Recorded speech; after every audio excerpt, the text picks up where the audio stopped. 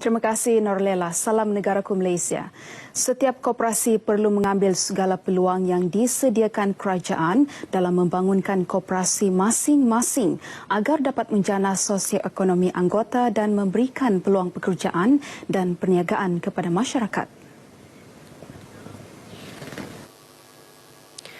Ketua Menteri Datuk Seri Panglima Musa Haji Aman berkata kerajaan akan sentiasa membantu mana-mana koperasi yang ditubuhkan melalui Suruhanjaya Koperasi Malaysia SKM untuk memastikan setiap perancangan koperasi dapat dilaksanakan dengan baik. Bagaimanapun katanya elemen keikhlasan, kemahiran dan kebijaksanaan amat penting dalam menggerakkan tadbir urus sesebuah koperasi. Dan sudah tentu dengan adanya pengurusan yang baik, yang bijak, kita boleh kembangkan koperasi ini menjadi koperasi yang besar. Yang mana juga kita akan melihat di mana kerajaan akan melihat di mana kita boleh bantu, kerana dengan ada kepakaran yang ada dengan pengurusan yang baik ada kepada koperasi ini, so tentu kita ada confident untuk berikan mungkin bantuan dari pemberian tanah atau pemberian apa juga kita rasa yang boleh mereka lakukan. Beliau ditemui pemberita selepas merasmikan mesyuarat agung permulaan Koperasi Mantap Libaran Berhad 2017 di Sandakan. Turut hadir Ahli Parlimen Libaran Datuk Jusli Ajirul, Anggota Dewan Undangan Negeri Adun Gum Datuk Zakaria Haji Idris dan Pengarah SKM Sabah Umar Sarim Haji Saidin. Koperasi Mantap Libaran Berhad yang dipengerusikan Haji Otoh Sibek Haji Sahak terdiri daripada 261 anggota.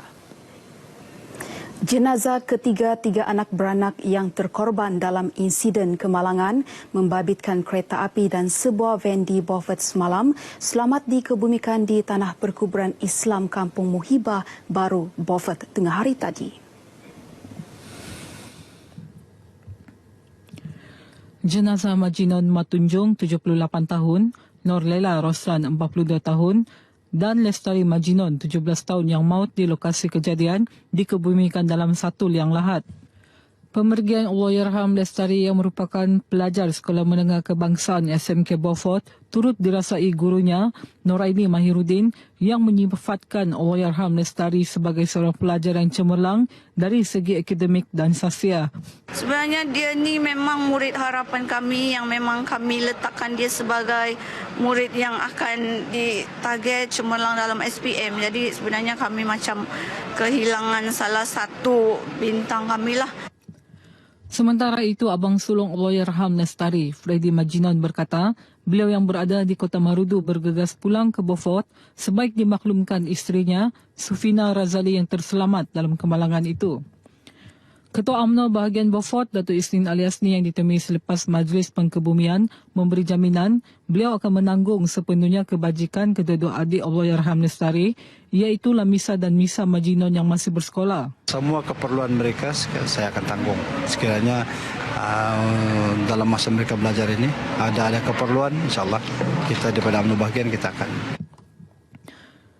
Dalam kejadian kira-kira 3.30 petang semalam, 3 maut dan 4 cedera termasuk seorang kanak-kanak yang masih menerima rawatan di Hospital Beaufort. Kerajaan tidak pernah mengabaikan aspek pembangunan di negeri ini termasuk di kawasan luar bandar demi memberi keselesaan kepada rakyat secara keseluruhannya. Setiausaha Agung Pertubuhan Posok Memegun Kadazan Dusun Murut Bersatu APKO Datuk Donald Peter Menjuntin berkata, daerah Penampang misalnya menerima peruntukan terbesar bagi projek tebatan banjir daripada Kerajaan Persekutuan. Projek pembangunan lembangan Sungai Bersepadu Sungai Moyok Penampang yang melibatkan 4 fasa pembangunan itu bertujuan mengurangkan risiko banjir di daerah Penampang dan Putatan. Di mana bangunan-bangunan tidak boleh rumah-rumah tidak boleh ditubuh, ditubuh sekarang mungkin pada masa-masa yang akan datang kita dapat melaksanakan bangunan-bangunan yang tertentulah di kawasan yang tidak dapat dahulu kerana banjir. Beberapa projek pembangunan melibatkan kemudahan infrastruktur seperti sekolah, Institut Latihan Mahkamah Anak Negeri Ilman dan jaringan jalan raya yang dilaksanakan turut memberi manfaat kepada kira-kira 280,000 penduduk Penampang dan Putatan. Datuk Donald ditemui pemberita selepas merasmikan bengkel penyediaan pointer isu-isu semasa anjuran bersama Jabatan Hal Ehwal Khas Jasa Sabah dan APKO di lobi Kompleks Bersepadu KKMM Kota Kinabalu. Terdahulu, Datuk Donald dalam ucapan perasmian bengkel ini berkata, para pemimpin dan ahli parti politik perlu menguasai bidang teknologi maklumat yang kini menjadi cabaran baharu dalam arena politik negara. Katanya penguasaan teknologi maklumat akan memudahkan pemimpin berhubung terus dengan rakyat untuk menyelesaikan permasalahan mereka. Bengkel sehari ini antara lain membincangkan suasana politik di negeri Sabah, isu-isu semasa negeri Sabah dan isu-isu nasional. Para majikan di syarikat-syarikat swasta yang mempunyai kaki tangan yang menganggotai Askar Wataniah diminta memberi pelepasan kepada anggota berkenaan untuk menjalani latihan pada bila-bila masa. Komander Regimen 516 Askar Wataniah Brigadier General Tan Sri Liew Yun Fa berkata pihak majikan seharusnya tidak menimbulkan masalah kepada kaki tangan berkenaan untuk menghadiri latihan, sebaliknya menyokong penglibatan mereka dalam pasukan sukarelawan keselamatan yang merupakan satu kelebihan bagi syarikat. Katanya semua pihak perlu ada rasa tanggungjawab terhadap keselamatan negara dan Askar Wataniah antara yang berperanan mempertahankan kedaulatan negara. Beliau ditemui pemberita selepas penutupan kursus asas anggota prajurit muda APMS Siri 1 2017 Regimen 516 Askar Wataniah di Hutan Rizab Tanjung di Tawau.